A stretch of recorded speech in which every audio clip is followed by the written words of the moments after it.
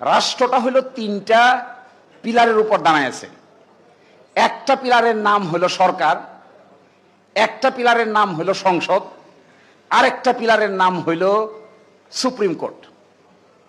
একটা supreme court, একটা সরকার, একটা সংসদ, এই তিনটা পিলারের মাথায় যেটা দাঁড়ায় আছে এটার নাম বাংলাদেশ।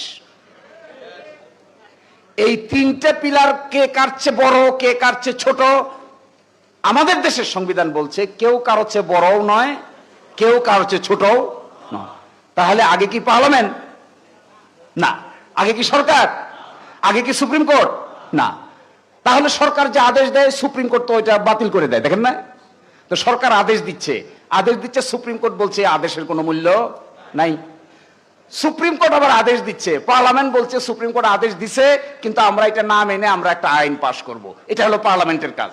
পার্লামেন্ট যে আইনটা পাশ করে সুপ্রিম কোর্টে আসলে সুপ্রিম কোর্ট বলে এটা অসাংবিধানিক হয়েছে। তাহলে কে কার চেয়ে বড় হইল? বড় পান কাউরে? সরকার প্রধানমন্ত্রী হেড, বিচার বিভাগের হেড চিফ জাস্টিস, পার্লামেন্টের হেড হলো স্পিকার। তিন মাথায় তিনজন বসে আছেন, একটা সরকারের হেড, একটা পার্লামেন্টের হেড, আর একটা হলো বিচারালয়ের হেড। এই তিন হেড সমন্বয়ে একটা রাষ্ট্রের তিনটা পিলার গঠিত হয়েছে, আর এই তিনটা পিলারের মাথায় আছে সংবিধান।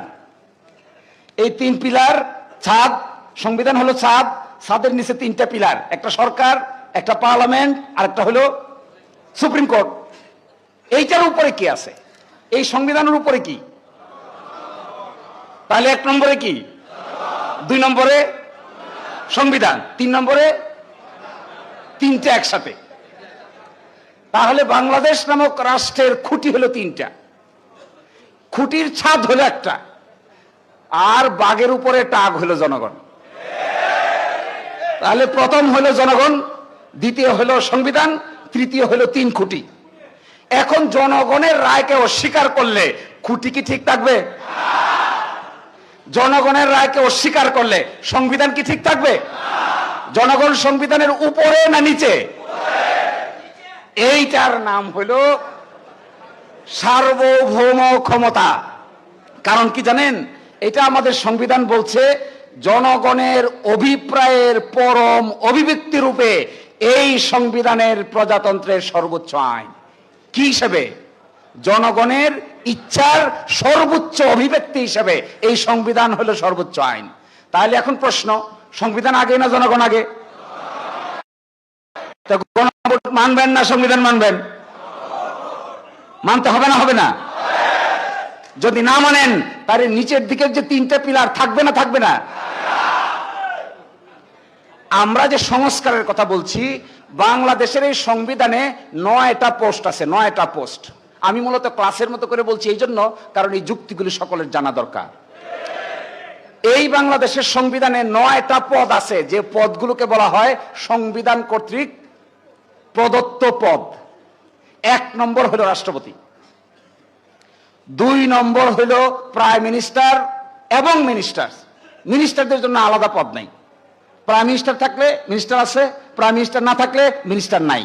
কান টানলে মাথা আসে, মাথা টানলে কান আসে। তাহলে প্রাইম মিনিস্টার আছে তো মিনিস্টার আছে। মিনিস্টারিয়াল পদ্ধতিতে মিনিস্টার শেষ, প্রাইম মিনিস্টার শেষ, মিনিস্টারও শেষ। কোনো কারণে আগামীকালকে যদি বর্তমান প্রাইম মিনিস্টার পদত্যাগ করেন, আর কোনো মিনিস্টারকে পদত্যাগ করতে হবে না, তারা অটোমেটিক পদত্যাগ হয়ে যাবে। এটার নাম হলো দ্বিতীয় পদ। প্রথম হলো প্রেসিডেন্ট, দ্বিতীয়ত হলো প্রাইম মিনিস্টার এবং মিনিস্টার, তৃতীয়ত হলো স্পিকার, চতুর্থত হলো ডেপুটি স্পিকার, পঞ্চমত হলো সংসদ সদস্য, এখানে আছেন অনেকে, ষষ্ঠ হলো চিফ জাস্টিস, সপ্তম হলো ইলেকশন কমিশন, অষ্টম হলো পিএসসি পাবলিক সার্ভিস কমিশন, নবম হলো মহা হিসাব নিরীক্ষক chief controller and auditor general. এই 9টা, এগুলোকে হলো রাষ্ট্রের 3 পিলারের ভিতরের 9 সাব পিলার। এই 9টা পোস্টে যারা থাকেন তাদেরকে শপথ নিতে হয়। তাদেরকে বলতে হয় আমি অমুক, আমি এটা করেছি। দেখেন না, সংসদ সদস্যরা শপথ নেয় না, মন্ত্রীরা শপথ নেয় না? আপনি কি দেখবেন, কখনো দেখতে পাইছেন যে বাংলাদেশের অ্যাটর্নি জেনারেল শপথ নেয়? না, কারণ এটা সাংবিধানিক পোস্ট না। সংবিধানে আছে এরকম 9টা পোস্ট। এখন আমরা কি বলেছিলাম তাহলে? রাষ্ট্র সংস্কার বলতে কি বুঝিয়েছিলাম? আমরা বুঝিয়েছিলাম আমাদের এই বর্তমান সংবিধানে সকল ক্ষমতাকে ঘুরে ফিরে প্রাইম মিনিস্টারের হাতে নিয়ে দেওয়া হয়েছে। আমরা বলছিলাম যেহেতু একটা জনগণ সবার উপরে, তারপরে সংবিধান, তারপরে 3টা পিলার, আমরা ক্ষমতাটাকে এমন করে ভাগ করে দেই যেন কেউ কারো উপরেও না যায়, কেউ কারো নিচেও না পড়ে। এই ক্ষমতার ভাগাভাগির নাম দিয়েছিলাম আমরা সংবিধান সংস্কার। ওনারা বলেছেন যে এইটা সংশোধন করবেন। আমরা কেন সংস্কার বলছি জানেন? যে 3টে পিলার, এই 3টে পিলারের ভিতরে যদি ক্ষমতা ভাগ করে দিতে হয়, এই বর্তমান পিলারটাকে ভেঙে সংস্কার করা ছাড়া সংশোধন করলে ওই পিলারগুলো নষ্ট হয়ে যাবে। কিন্তু সংস্কার করলে এটা সম্ভব। বাড়ি যখন আপনি সুন্দর করে বানাইতে চান, তখন কি মেরামত করেন নাকি নতুন করে বানান? আগের বাড়ি যেটা থাকে এটা ঠিকঠাক করলে নিজের পছন্দ মতো সব ঠিক করা যায়? পছন্দ মতো ঠিক করতে গেলে ওই আনোয়ারায় আর পটিয়ার মাঝখানে, হাওরের মাঝখানে একটা খালি জায়গায় গিয়া যখন আপনি একটা বাড়ি বানাবেন, তখন মনের মাধুরী মিশাইয়া বাড়ি বানাইতে পারবেন।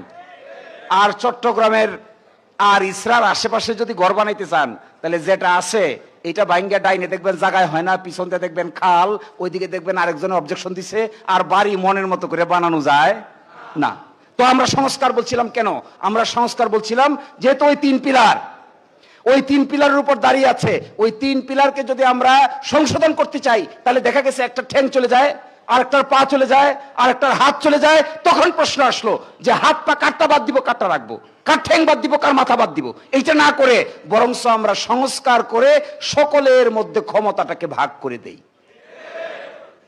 ওনাদের অতি বুদ্ধি কিংবা কম বুদ্ধি যাই হোক, ওনারা এই জিনিস বোঝার সামর্থ্য রাখেন। সমস্যা এই জায়গায় হয়েছে। তো আমি শেষ করে দিচ্ছি আর বেশি না বলে। এখন আমি এই প্রশ্ন করেছিলাম, আর 2 মিনিট আছে। এখন প্রশ্ন হইল, এই যে 5ই আগস্ট থেকে শুরু করে 12ই ফেব্রুয়ারি পর্যন্ত যা কিছু হইল, এইটাকে আপনারা কিভাবে সমাধান করবেন? আমাদেরকে রাস্তা দেখান। আমি তো সাহস করে বলি, আমরা যে পথ দেখিয়েছি এই পথের বাইরে আপনারা যদি আরো কোনো গ্রহণযোগ্য পথ দেখাইতে পারেন, এটা আমাদেরকে অ্যাকসেপ্ট করে নিতে কোনো আপত্তি নাই। দেখান। মাথায় যদি গিলু থাকে তাহলে দেখান, কলবে যদি জোর থাকে তাহলে ওপেন করেন। মাথায় যদি ব্রেইন সেল উর্বর হয়, তাহলে উর্বর ব্রেইন সেলের চিন্তাটা তো আমরা দেখতে চাই। প্রশ্ন করলে কি বলে জানেন? প্রশ্ন করলে বলেন যে সংবিধানের 4র্থ তফসিলে আমরা মেজর জেনারেল জিয়াউর রহমানের আমলে যা করেছিলাম এইটাই করব, এইটাই আমাদের উর্বর ব্রেইন। তো প্রশ্ন করলে মেজর জেনারেল জিয়াউর রহমানের আমলে যেটা করেছিলেন, এটা ছিল বাংলাদেশ সংবিধানের 5ম সংশোধনী। মার্শাল্লাহ জারি হয়েছিল। 75 সাল থেকে শুরু করে 79 সাল পর্যন্ত বাংলাদেশের সংবিধানে যা কিছু করা হয়েছিল, এ নিয়ে কোনো আদালতে প্রশ্ন উত্থাপন করা যাবে না, এই আইন তারা করেছিলেন। এই আইন 2011 সালে বাংলাদেশের সুপ্রিম কোর্ট অসাংবিধানিক ঘোষণা করে দিয়া বলছে, এই যে এতদিন পর্যন্ত এতদিন থেকে যা কিছু করেছেন, এ সব কিছু হলো আপনারা অবৈধ ক্ষমতা দখলদার। কই আপনাদের আইন টিকছে? টিকছে আপনাদের আইন? এখন প্রশ্ন করলে বলে এখনো তাই করব। কি করব? বলছে 4র্থ তফসিলে আমরা একটা প্যারাগ্রাফ অ্যাড করে বলবো 5ই আগস্ট থেকে শুরু করে 12ই ফেব্রুয়ারি পর্যন্ত যা কিছু করা হয়েছে এগুলো নিয়ে কোনো আদালতে প্রশ্ন উত্থাপন করা যাবে না। তো এটা তো আগেও করেছিলেন, ঠিক আছে? সত্যিকার অর্থে ভালো কোনো পন্থা যদি এখনো বাইর করতে পারেন, আমরা কি পন্থা বের করেছিলাম? একটা গণভোট হবে, গণভোট হবে, গণভোটের প্রেক্ষিতে সংবিধান সংস্কার পরিষদ গঠিত হবে, আর সাধারণ ইলেকশনের প্রেক্ষিতে পার্লামেন্ট গঠিত হবে। গণভোটের কারণে যে সংবিধান সংস্কার পরিষদ গঠিত হবে, এটা 180 দিন ফাংশন করবে। 180 দিনের মধ্যে সংবিধান সংস্কার করে শেষ করে দিবে। তারপরে গণভোটের মাধ্যমে যে সংস্কার পরিষদ গঠিত হলো, এটা মৃত্যুবরণ করবে। আপনারা দেখেন না, কাকড়া নিজে বাচ্চা দিয়া বাচ্চার জন্ম দেয় কিন্তু নিজে মরে যায় না? কাকড়া দেখেছেন নাকি জীবিত থাকে? মাকড়সা এত বড় পেটের ডিম দেখবেন, শত শত বাচ্চার জন্ম দেয় কিন্তু জন্ম দেওয়ার সময় নিজে মৃত্যুবরণ করে। আমরা বলেছিলাম 180 দিন পরে সংবিধান সংস্কার সভা সংস্কারকৃত সংবিধানের জন্ম দিয়ে নিজে মৃত্যুবরণ করবে, আর পার্লামেন্ট থেকে যাবে। এরপরে ভবিষ্যতে 5ই আগস্ট থেকে শুরু করে 12ই ফেব্রুয়ারি পর্যন্ত যা কিছু আমরা করেছি, এইটা নিয়ে বাংলাদেশের কোনো আদালতে আর প্রশ্ন উত্থাপন করা যাবে না। আচ্ছা বলেন তো, আমরা যে পথ বাতলিয়েছিলাম এটা কি শক্তিশালী ছিল না দুর্বল ছিল? তো শক্তিশালী পথ বাদ দিয়া দুর্বল পথ অবলম্বন করতে চান, এই বুদ্ধিটা কে দিল আপনাদের? এই বুদ্ধি। তো আমি শেষ করে দেই একটা কথা বলে, আমার কাছে মনে হয় সরকার দলীয় বন্ধুরা আরো অনেক বেশি লেখাপড়া করা উচিত। আমার কাছে মনে হয় সরকার দলীয় বন্ধুদের সংবিধান, সাংবিধানিক আইন এবং সংস্কার সম্পর্কে খুব বেশি দূর লেখাপড়া নাই। আল্লাহ আপনাদের লেখাপড়া করার তৌফিক দান করুন। আসসালামু আলাইকুম।